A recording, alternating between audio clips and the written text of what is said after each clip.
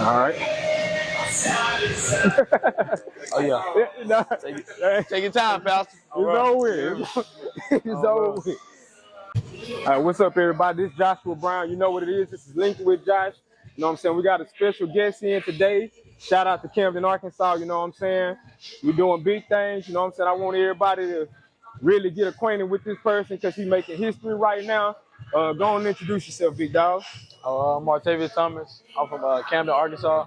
I play baseball here at Grambling State University, and I'm the highest ranked recruit to ever come to an HBCU. Oh yeah, oh yeah, oh yeah. We're gonna get a little arm, bicep, and tricep workout today. You know what I'm saying? And we're gonna ask Martavius a few questions, and then hopefully we can give y'all a little workout. You know what I'm saying? Regimen that y'all can add to your books or whatever. So let's go on and get it. Okay, so how are you adjusting to life on campus and the grind of being a student athlete at the college level now? Really, man, I'm just trying to, keep my head down, stay focused, because back at home, it was real easy. So now I just gotta find that right balance of not getting caught up into other things and, just making sure I keep my head down and just continue to stay focused. Stay in them books and work just as hard as I am on the field, off the field as well. I'm trying to keep my center, and stay my head down. That's it, though. Cool. So when I first heard about you, we were going into the 2022 football season. I actually got to see you play quarterback against El Dorado that first game, man. You were magnificent, man. I never seen speed and quickness like that from a quarterback. So with that being said, being a two-sport athlete at the time in high school and, getting ready, knowing you're going to college, I'm pretty sure pro probably around the corner as well. How did you mentally, keep yourself prepared? You know what I'm saying? Like, because how old are you, 16, 17? 18. 18 now. You know what I'm saying? That's kind of a big step for somebody that age with that much recognition, that much going on. So how did you stay grounded and into your grind? You know what I'm saying? Staying focused for your sport. I think really staying humble, because I grew up in the church, So cool. When I was a kid, my mom always told me, just stay down, stay humble and hungry, not letting the outside noise get to me, just trying to make sure that I stay grounded, because at the end of the day, just like God gave it to me, He can take it away. So I just always, stay down, stay humble and hungry. Okay. But it's really a big adjustment because I'm away from home. So I don't have my mom and dad in my ear like, hey, don't go that way, don't go this way.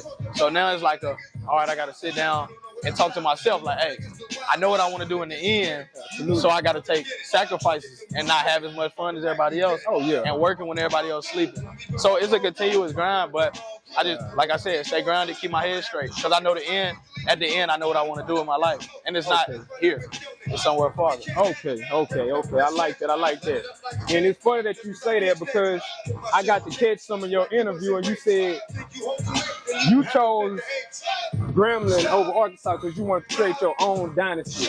So, so what was the mindset behind that decision? Like, why, why was that, a preferred destination over Arkansas? You know what I'm saying? And that's the hill is where everybody want to be at, you know what I'm saying? Especially if you're an athlete.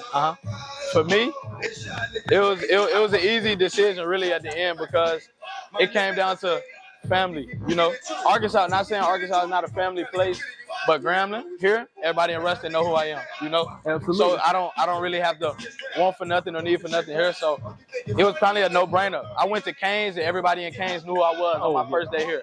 So it was spectacular, In Fayetteville, people knew me, but it's because they knew about sports. I can go anywhere and the regular pedestrian here know exactly who I am. Absolutely. And they really advertised me a lot better. And also really, I just wanted to do something different, shake it up, because the Travis Hunter situation, he made history in football. I did it in baseball. Somebody's gonna do it in basketball, and it's like a plant a seed and watch it continuously grow. Because somebody's gonna do it in basketball soon, So you just gotta keep recruiting, keep doing what we do, because at the end of the day, one day, top recruits gonna always go. They're gonna start going to HBCU. That's the plan. Absolutely. That's the plan. And that's what you meant when you said you want to start your own dynasty. You want to do your own thing. So, how close is pro Like, how close is pro in the future? You know what I'm saying? 'Cause you know it's in the future. It's coming. Out of high school, I actually got drafted out of high school in the third round. Cool. But, you know, the tables didn't fall how we wanted it to, so I came to school. But pro is definitely around the corner. But to be draft eligible, I had to play 3 years in college, you know? Okay. So I'm just waiting it out now and just grinding and get my education as well while I'm playing ball. Absolutely. Actually, some draft rankings just came back out. I think I'm like the 6th draft prospect in college right now. That's getting ready to come into that next draft class. So we're just waiting on that. We're going to grind it out and just see how God let it fall. Oh, yeah. Cool. So, Martavius, usually most of the people I've interviewed are like around my age. With you being younger, you ain't never had no off years of fitness and health, you know what I'm saying? So I guess what I want to know is, like, during the off season, how do you stay prepared to get ready to go into another season? Like I said, before you was playing football and baseball, what else you played? Any other sports? Like Basketball. So during the off season, how do you stay prepared? Like, what is your routine like during the off season? I try to put the right things into my body, you know. I really just learned how to stretch and like really take care of my body probably 2 years ago, you know. So really just, putting the right thing in my body and continuously hydrate myself.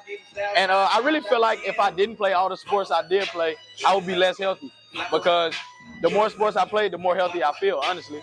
You know, I never worried about getting hurt or nothing like that for any other sport, because if I'm going to get hurt, it's going to happen. You know what I'm saying? You can get hurt walking down the steps somewhere, you know. So I always just played every sport. So I don't really feel like I didn't do nothing drastic in my offseason to keep myself healthy, but I definitely took care of my body and kind of used it in a way that it needed to be used. Okay, cool. And that's one thing, man. Preparation is the key to everything you do, man. You gotta always be prepared. You always gotta stay, you know what I'm saying, ready. You know, so with that being said, could you see yourself, I don't know if you will, but could you see yourself being a two-sport athlete in college? I do. Honestly, I thought about it, you know? And really, it wasn't really a thing that I didn't want to do, because I love football. I love baseball. Oh, okay. Because I grew up doing it all, you know? But I feel like I needed some time to take off, you know? Yeah. Let my body regenerate, you know? Because growing up, I used to take a lot of beatings playing so much sports and not knowing how to take care of myself. So now I know how to do and how to take care of myself. I feel like it would be easier for me to do it. You know what I mean? Oh, man, yeah, that's cool. So, yeah. That's cool. Take a risk to win. Let's keep up, put a show on for them people. Give them what they kind of see. Like you trying to teach me something. You ain't made it across the street. I deserve the keys to it. On my city MVP swoosh, man. He ain't got no check for me. Don't check for me respectfully. You can always tell the good ones. You start getting into the conversation, you know what I'm saying? Dude, everything going smooth. That's what I like to see. Oh, yeah. Okay. What do you think this decision to come to Grambling, though, does for your legacy and the legacy of HBCU sports in general? Because like you say, you're the highest ranked prospect to ever come to an HBCU. So what you think that do for you, your personally, and the legacy of HBCUs all together? Honestly, my decision was not for me, honestly. It was for everybody after me, you know? Okay. Because in the end, like, the people that's behind me, them the ones that look up to me. Absolutely. And it's a really it's an unwritten rule that big time players can't go to HBCUs. I had to get that changed, you know? Yeah. I like to change that. I wanted to change that. So I really feel like in the next couple of years, pros are always coming to HBCUs for talent. Absolutely. What it does for me, it just sets the blueprint in my legacy. But the legacy is all after me. All big time players coming through. You know what I'm saying? So I really feel like the decision was made out of my heart, but it was for everybody else behind me. Because that's our future. And man, and that's a real major thing, because I can only imagine, especially in your home city, but it's a lot of kids that's probably looking up to you. And after this season get going, probably going to be more and more people looking up to you. You know what I'm saying? So as a role model, as someone in the public eye, how do you carry yourself? How you expect to carry yourself moving forward? I like to set examples, you know. I'm not gonna say I'm perfect at all by any means, but I do want to set an example because I feel like it's a myth now that we don't have a lot of strong men in the world, a lot of strong black men at that. So I like to conduct and carry myself in a different way. I like to look at myself as success. You know what I'm saying? I feel like I'm a successful person that's so far. Oh, yeah, but you have to carry yourself that way as well. Absolutely, man. You can't be a successful person but a horrible person at the same time. You got to be a great human. You know what I'm saying? So that's really what Grambling is about. That's what attracted me so much to Grambling. Coach P, the head coach at Grambling, his motto is he gonna build great men, great husbands, great people in the community. Absolutely. Baseball is just extra. You know what I'm saying? We just so happen to play baseball. Okay. So we heard you talk about your preparation. So give us an in-depth week of preparation with Martavius Thomas. Right. Yeah. So it starts with Sunday. Sunday is my biggest hydration day. You know, it's a reset day for me. You know what I'm saying? So I put everything that got taken away from my body, I put it back in. So as far as that goes, water, as far as hydration, electrolytes, everything like that. So I just try to, you know, put all that back in my body so I can replenish and be able to recover faster. So my bones won't be sore, my muscles won't be tight, stuff like that. So, and then really a lot of stretching. I do a lot of stretching. You know, I like to do some yoga poses as well. Okay. Because in the years past, I kind of had a little back troubles. Yeah. So now I'm real big, stretching my body out. Yeah. And I really feel like it helps me release a lot as well. Yeah. Like letting all them toxins out of my body, you know? Okay, cool. So cool. Monday, that's probably a practice day. Yeah. But I'm still hydrated, you know? Every day I'm hydrated. Also, when I get in the middle of the week, the harder I'm practicing, the more I'm eating, you know? The more you eat. So I'm gonna double whatever I ate the day before, every day that week. Okay. That's how I put those, you know, muscle fibers back in place so they can heal that much faster. Okay. So, like I said before, you probably got a lot of the younger generations looking up to you, you know what I'm saying? And like I said, it's going to only get more and more, you know what I'm saying, as time go by. Mm-hmm. So, what is about fitness? How important is fitness to you? And what would be the advice that you would give young athletes? Because, you know, a lot of younger athletes are already physically gifted, you know what I'm saying? They know, you know what I'm saying, they got the talent, but a lot of them don't know about fitness and getting that body prepared. Right. So what advice would you give them when it comes to that? Oh, to me, fitness is like putting gas in your car. If you don't put gas in your car, it won't go. You know what I'm saying? If you don't work out, you don't take care of your body, you don't lift out, you don't work out, you don't hydrate, you don't do stuff like that, your body will give out eventually. You know what I'm saying? So just like working out. The people that, if you look in the league, and every league across, the people that has the most longevity, they work out the most. They're the most strongest guys. They're the guys that got the big quads, the big calves, the big triceps, biceps, and all that. Yeah. And the reason is because they're durable. They're built to, they work out to build that. Their core is strong, everything like that. You can be really, really talented, but if you're not working out, your engine's gonna run out. You know Absolutely. It's just like gas running out of your tank. Yeah, absolutely. Playing baseball and football. When did you start in sports?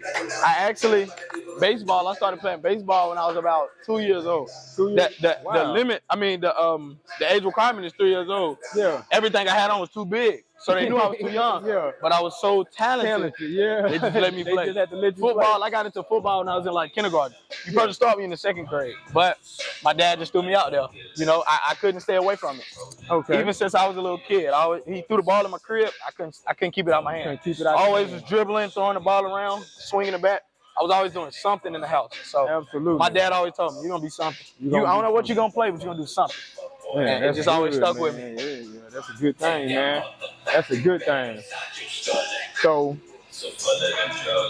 I know you're an athlete. Mm-hmm. You know what I'm saying? We know you're a damn good athlete. Right. What is the impact that you, in the end, when it's all said and done, you know what I'm saying? Your career gonna take you where you go. You know, you paving your path. What is the end result? Like, what do you want people to see and know about Martavius Thomas? When I'm done playing ball, I want them to be able to say I'm the best human being they ever crossed. Because, I mean, accolades and records and history, all this stuff I did, that's going to go away one day. That's going to be forgotten one day. But they'll never forget my character. I always want people to be able to say that he was the best human being that I ever crossed.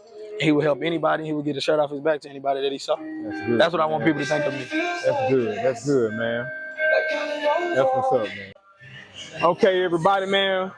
You know, with Code 870, we got the collection iconic, and we always encourage everybody to be iconic. And right now, we got a real icon with us, man. He's gonna do big things.